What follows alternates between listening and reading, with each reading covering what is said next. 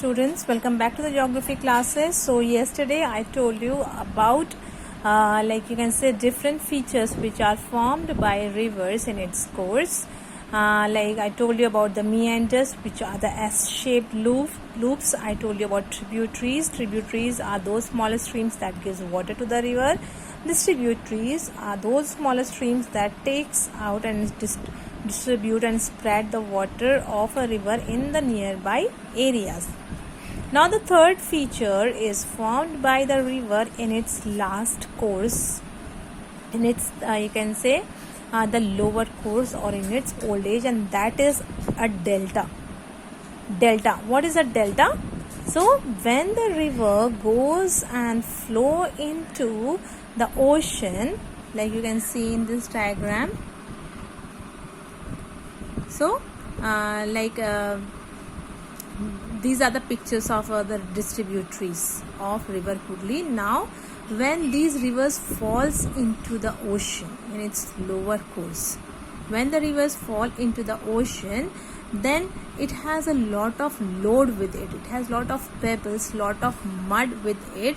So what it does is that it deposits, before falling into the ocean or river, it deposits all that silt, all that mud, all those pebbles and boulders on its mouth.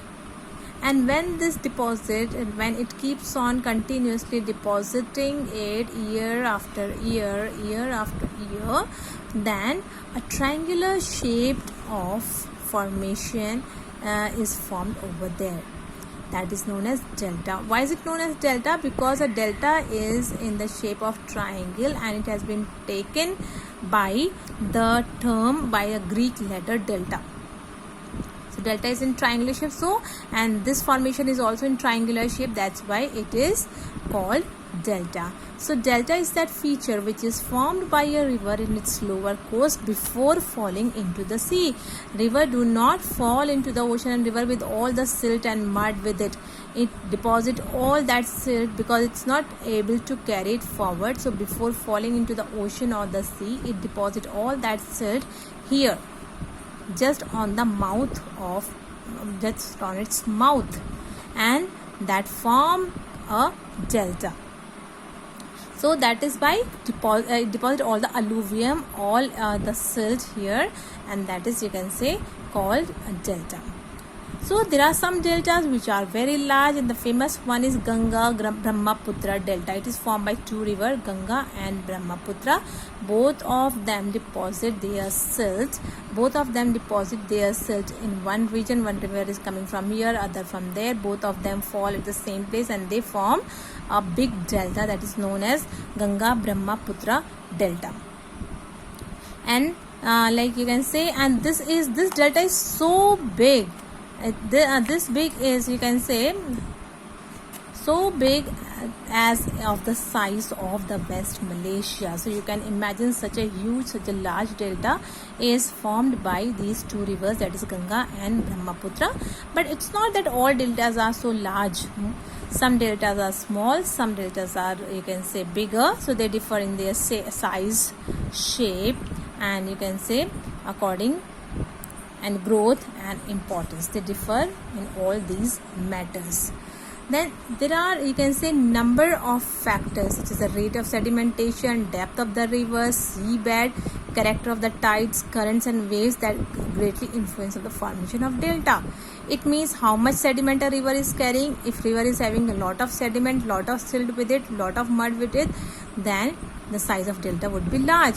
If the depth of river is, if the river is too deep, then also it will carry a lot of load. And similarly, the character of the tides, what type of tides are there in this region, whether it experiences low tide or high tide, what type of currents and waves are there in the sea and the ocean, all these things they only influence the formation of delta, that what will be the size and shape of delta. But normally delta is in triangular shape and these are quite big in size. Here you can see the picture of the Nile delta, the delta which has been formed by the Nile river before falling into Mediterranean Sea. This is how the river is flowing. Then finally it has deposited all its sediment here in this part, and then it fall into then only it go and fall into Mediterranean Sea. So this is Nile Delta. You can see what is the shape. Again, a triangular shape is formed. So this is about delta.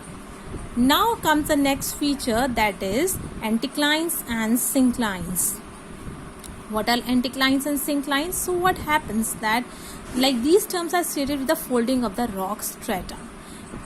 The interior of the earth is not, you can say, calm. It keeps continuously there is a movement under the earth. Sometimes we feel that movement in form of earthquake, tremors and all, but usually we don't feel it. So the earth, the tectonic forces, the plates on which the earth has been formed, they are continuously working. They are compressing the land, you can say. They are compressing different rocks and all.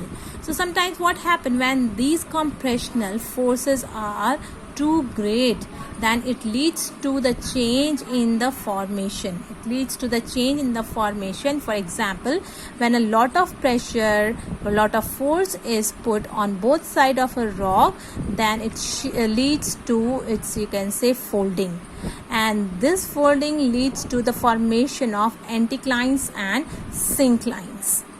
So compressional force from both the side, this rock is compressed, and when it compressed, what happened? That it goes up like this way and forms anticlines and synclines. You can see, if I press this book from this side, what will happen? It will move up. Okay, it will move up the same way, and it will form this shape. In the same way, anticlines and synclines are formed when the compressional works from both the side of one side, then the one of the landform goes up and form a curve, and which are known as anticlines and synclines. Now syncline is a downward fold. This is, you can say, downward fold is called syncline and upward fold is called anticline. So anticline, syncline, upward fold anticline, downward fold syncline. So this is another feature which is formed, but this feature is formed by the tectonic forces, by the moments, by the forces which are working inside the earth. The next feature is the block mountains. How the block mountains are formed? Same like anticlines and syncline, where there is a formation of, you can say, mountains also. But in this case, in the form of a block mountain, the rock which is being compressed is a very huge mass. So what happens when a huge mass of a rock is compressed from both the side, like you can see here? So and if there is a line of fault in between, fault means if there is any weaker area in between, because there are many points on the earth which are quite weak and they tend to break up, they tend to, like you can say, sink down very fast. So these mountains, what happen when these type of rocks which have faults in them, which have weak areas in between them, so when they are compressed by the compressional forces, by the tectonic forces, then some part of it sinks down.